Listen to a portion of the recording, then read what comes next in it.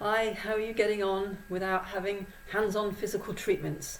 I'm certainly missing having treatments. I've got a bit of a knobbly back and I'm not in any pain, but I know that when I get tired and I start doing my habitual hunchy over thing and my neck and shoulders get a bit tense, I feel like I could just do with lying down and having somebody give me a treatment. But what I have been doing is I've been going on the Zoom classes that my Shiatsu and Qigong teacher does, and I'm fresh from an hour's Qigong with her this morning.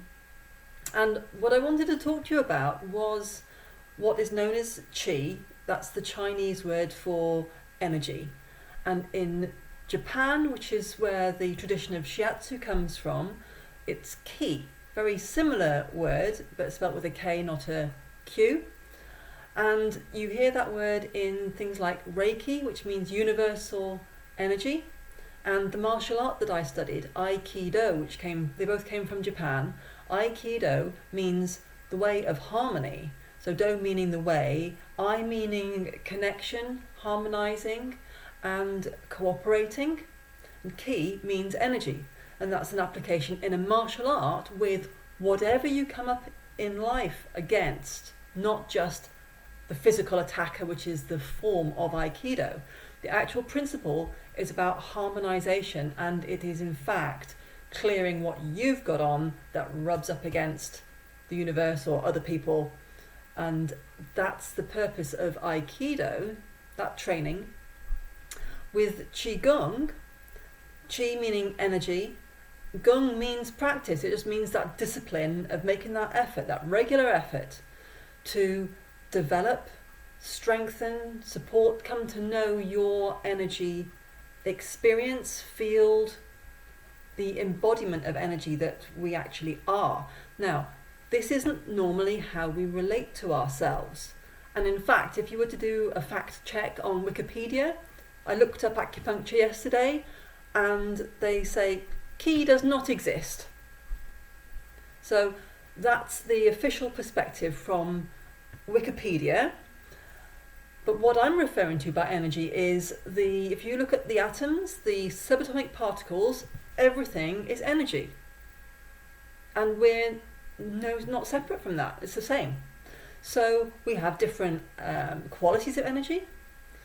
And you can learn to tell when you're feeling an energy presence or when something's flat. And one example is my dad once said he saw a painting, like the original painting, and standing in front of it, he was moved, really moved by this piece of art. And he was surprised because when he'd seen pictures of it, it was beautiful, but there wasn't the energy. The energy in the original piece connected with him, spoke to him in a different way. So there's different ways of thinking about energy and working with energy. And I want to share an experience that I had about 20 years ago when I lived in Wisconsin. I was in a spiritual community studying A Course in Miracles, and we had an event which a lot of healers came to. And at this event, every day I had a most remarkable experience, which was completely unprecedented and not repeated, which is the nature of these sort of experiences. You can't go looking for them again. They're one-off, unique. And in this experience, I was in the hall with my friends from the community, people who'd come to the event, and there were other healers there and spiritual teachers. And what I experienced was I could suddenly see in front of me where people were standing, I was seeing the light connection.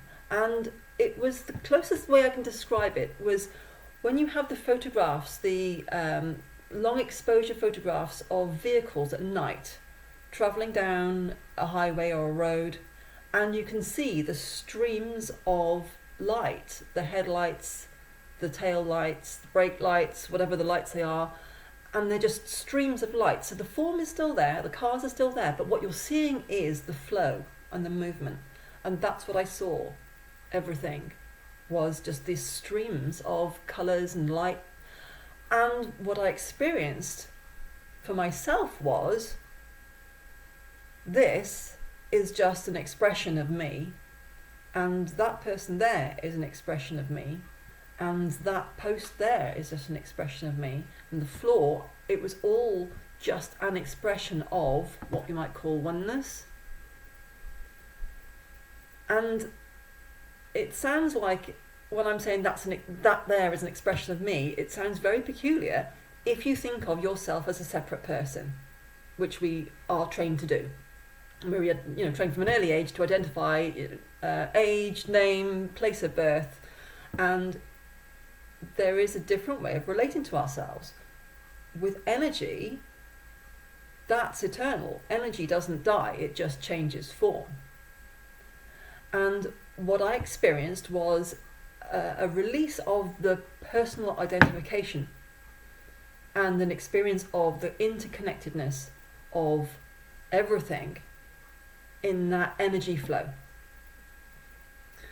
So the reason why I'm sharing that is because partly we do feel, when we can't go out and see people and shake hands or hands on for a treatment or give a friend or a family member a hug, there's isolation that we can feel. And in fact, I personally get quite in my head.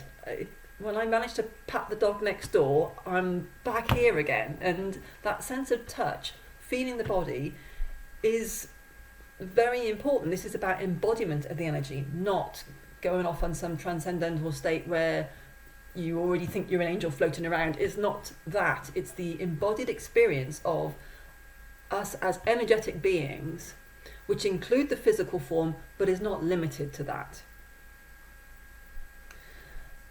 So the reason that I'm sharing this is because what I'm doing now is I'm offering remote treatments. And without that explanation, if you've not heard of remote treatments or experienced perhaps distance Reiki healing, you'd think, well, how on earth does that work? That can't work. And I can't explain exactly how it works, but that experience gives me an insight into the reality that we're not as separate as we think we are when we relate to ourselves as just the physical form. So what I'm doing is I am offering remote treatments, and there's a variety of ways that I've tried this, because I'm training in this with one of the Shiatsu schools as well as having already practiced it. There are a variety of ways of doing it, and one of them is we start off with a video call like this.